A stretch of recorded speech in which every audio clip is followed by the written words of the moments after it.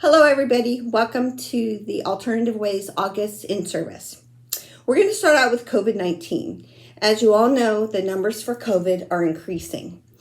Pfizer just came out yesterday with its approval for the vaccine, so it's no longer under just emergency procedures.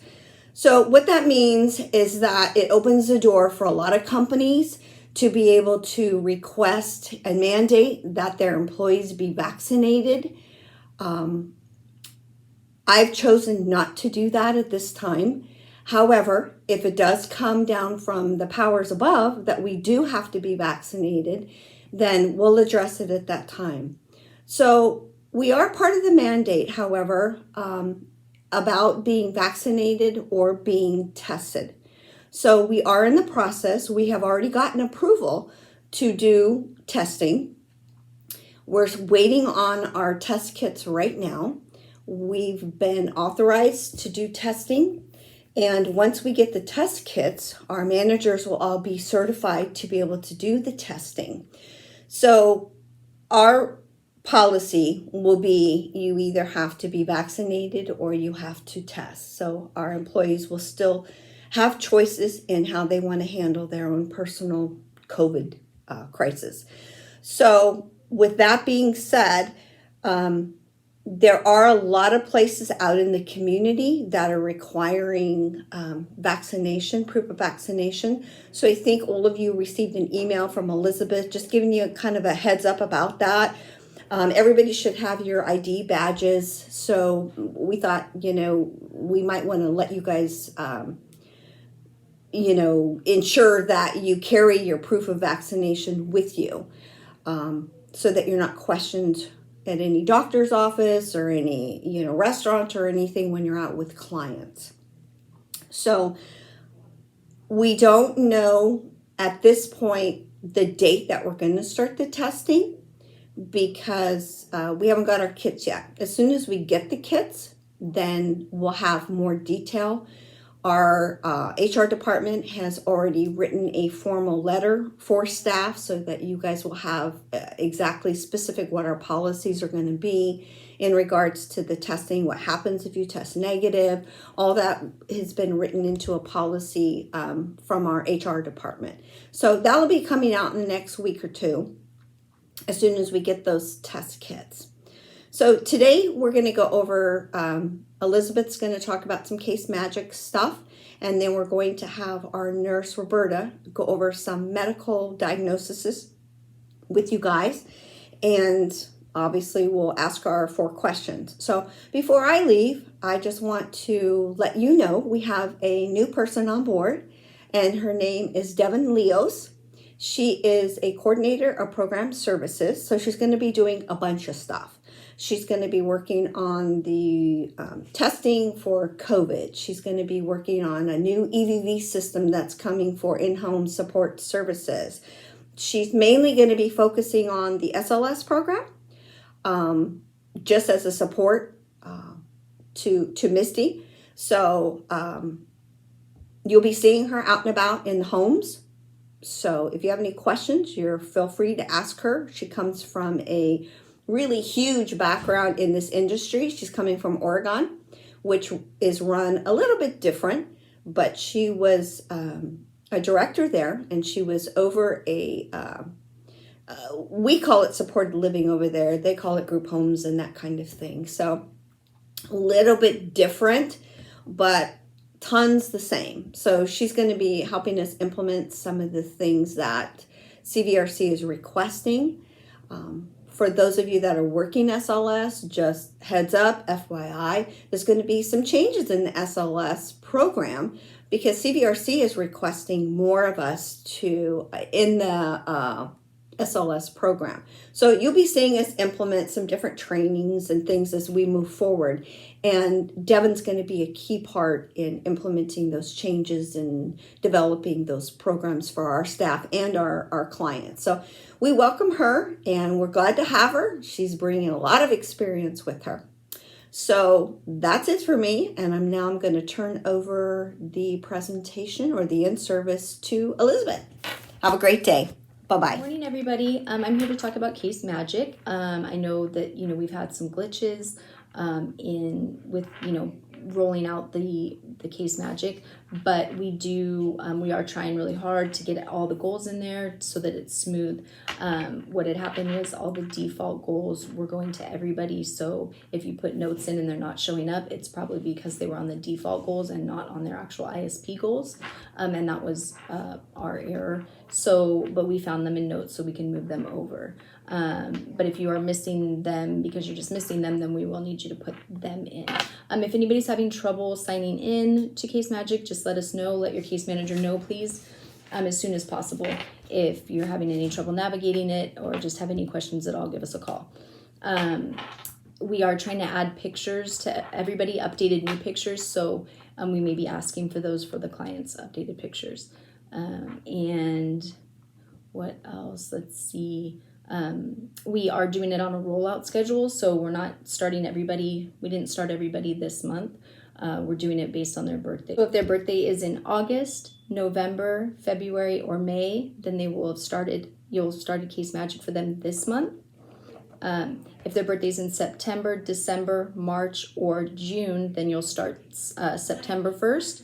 And if their birthday's in October, January, April, or July, then you'll start October 1st. Until then, do the case notes in their app. Okay, that's all I have. Thank you. Have a good day. And up next is Roberta, the nurse, and she'll be talking about some medical stuff. Roberta, okay, the LVN for Alternative Ways.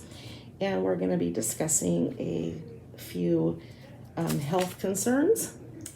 And the first one we'll start with is diabetes. And diabetes is when the pancreas does not produce enough insulin to cover the sugar content in the blood. And the blood sugar can be either too high or too low. Some signs and symptoms of high blood sugar or hyperglycemia would be extreme thirst, extreme hunger, frequent urination, dry skin, blurred vision, drowsy, and slow healing wounds. Usually, the doctor will diagnose high blood sugar or diabetes by lab work, signs and symptoms, fasting blood sugars, glucometer readings, and a lab test known as the hemoglobin A1C. So it is checked every 3 months or every 6 months, depending on what the doctor wants. It is an average blood sugar, and you want it to be between 7 and 5. Anything over is considered too high.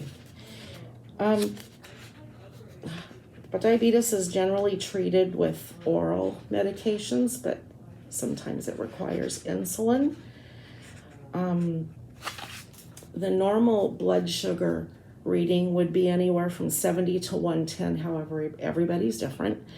It could run a little bit higher, a little bit lower, but we don't want it to go too low. Otherwise, we're going to get into complications with low blood sugar and hypoglycemia. Medications should be taken as prescribed, and blood sugar readings need to be documented. Diabetics can run into some long-term effects, and it affects almost every body system. The eyes, the skin, the kidneys, which can lead to kidney failure or damage, heart disease, circulatory problems in the legs, and it can also affect the heart. For all these conditions, any signs and symptoms, anything unusual, always report it to the doctor.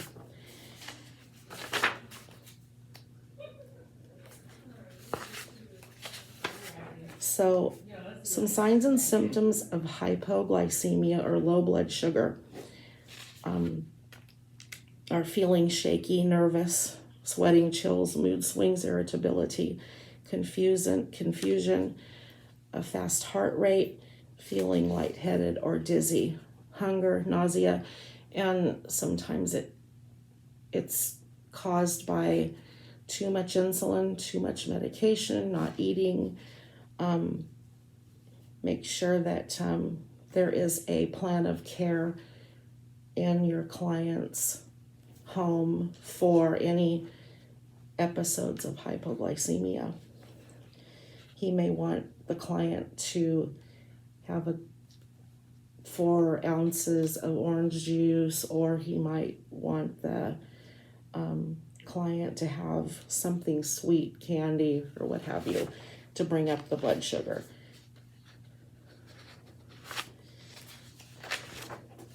So one thing about the use of the glucometer, make sure the client is washing their hands before they check their blood sugar, and when you're finished with the lancing device that pokes the finger for the blood sample, that it is thrown away in a sharps container.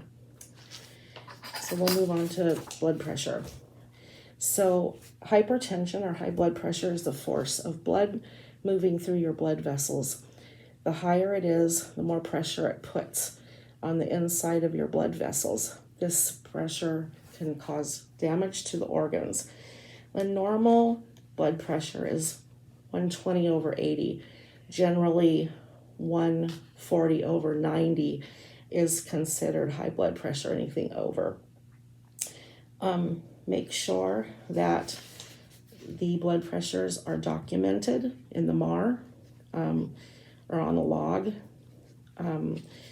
When the blood pressure is being taken, make sure the client is calm, not engaged in conversations, sitting in a chair upright, and the cuff on the bare arm not over a sleeve. Rest your arm at heart level and keep legs uncrossed and flat on the floor for the best reading. Sometimes it helps to take blood pressure in both arms or take it twice.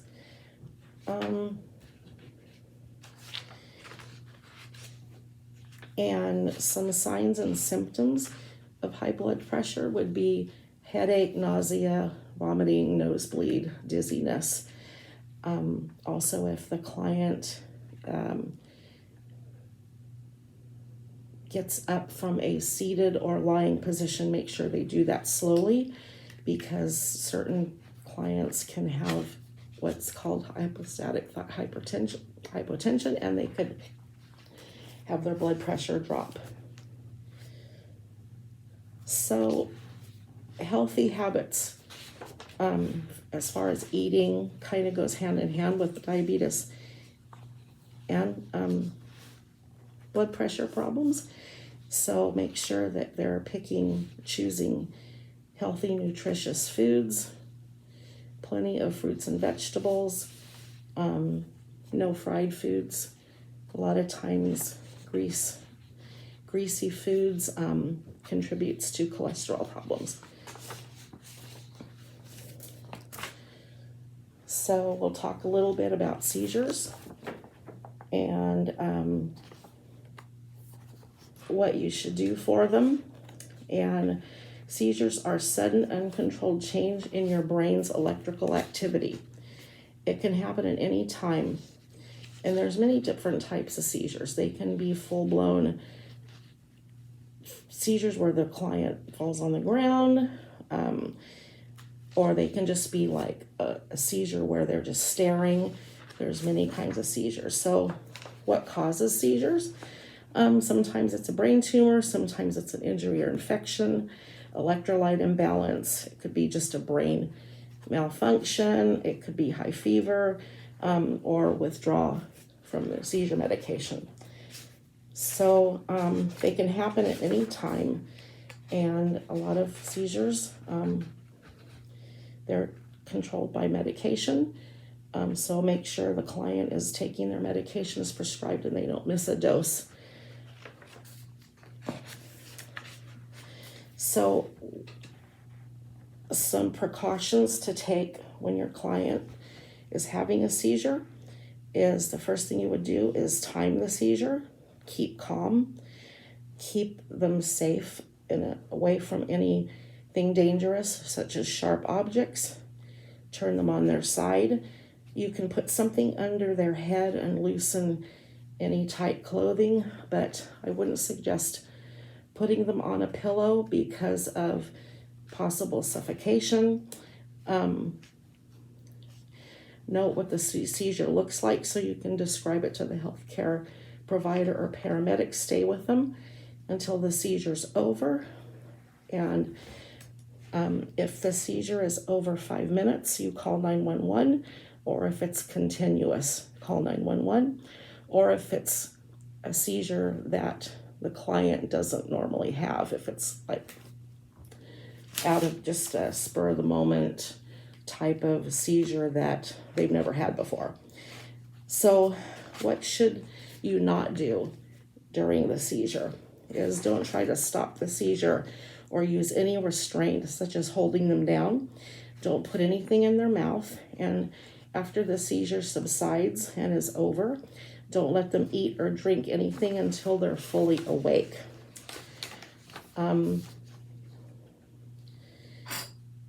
Sometimes after the seizure, they will sleep for hours. Sometimes before the seizure, they will have an aura episode, and it'll be like they're in a staring position, and then the seizure will start. So let's go over urinary tract infections. A urinary tract infection is an infection in any part of the urinary tract, including the kidneys, ureters, bladder, or urethra. Some common symptoms and signs of a UTI: the persistent urge to urinate, burning, frequent small amounts of urine, cloudiness, or red, pinkish urine, strong smelling, and a person could be tired, shaky, and weak, abdominal pain, and pelvic pain in women. So, some prevention. Urinate as soon as possible when the need arises. Don't hold the urine. Encourage your clients to go as soon as they have the urge to go. So hygiene and cleaning. Practice good hand washing techniques. Always for women, wipe front to back. And encourage the use of cotton underwear. Hydration and nutrition. Stay well hydrated. At least 6 to 8 glasses of water a day. Offer fluids frequently. Avoid caffeine if all possible. If they have to have soda, caffeine-free soda is available. Cranberry supplementation is always good. An extra glass of cranberry juice a day. If they're diabetic, make sure it's the diet type. And there's also capsules and tablets of cranberry.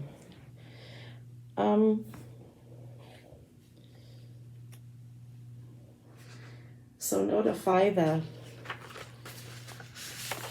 doctor of the client's signs and symptoms.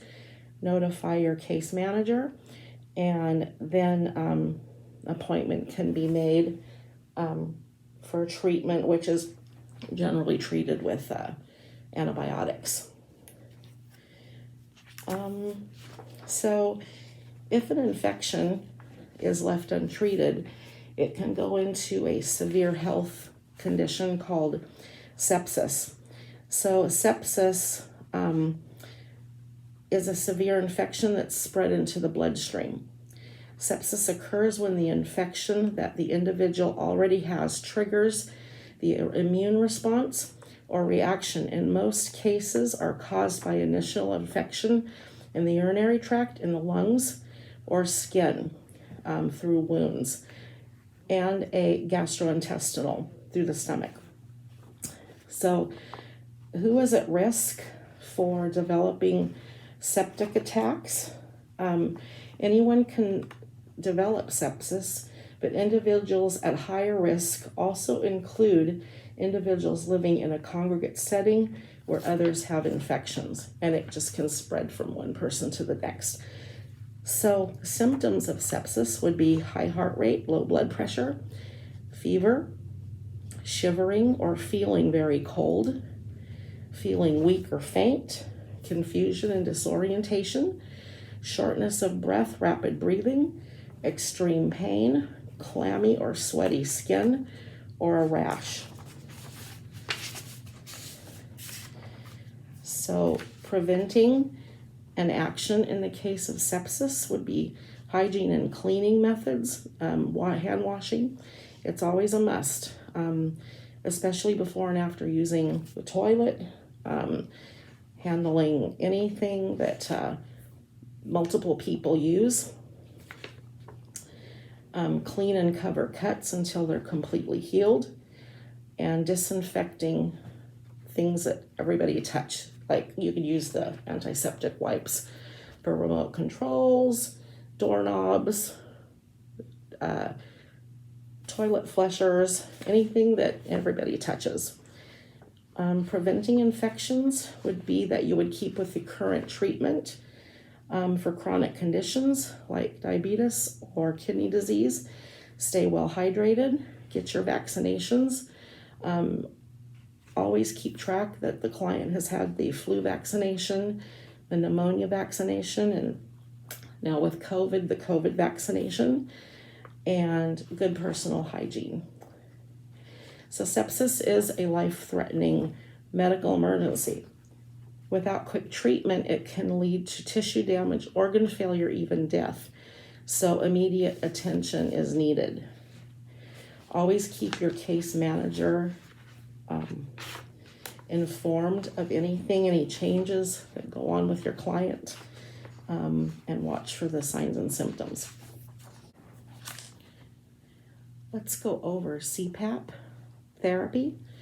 And CPAP therapy is therapy to provide your airway with supporting pressure so the lungs don't collapse. The airways relax during sleep, and this can cause the lungs to collapse, which can cause you to stop breathing and wake up.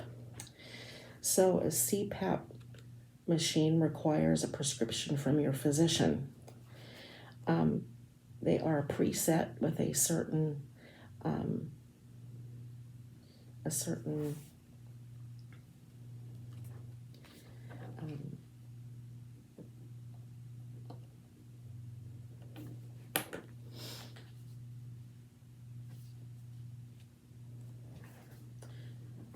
they're preset with a certain amount of pressure ahead of time. Sometimes they require a humidifier to keep the airway moist so it doesn't dry out. It's usually prescribed for treatment of sleep apnea, which is a condition when you repeatedly stop breathing when asleep. So one of the main concerns about the CPAP equipment is to keep it clean. It should be cleaned daily. There are devices out there that allow the whole tubing and everything to go in to clean it, so you don't have to use like the water sink or whatever and hang it out to dry, which tends to prevent bacteria from growing inside the equipment.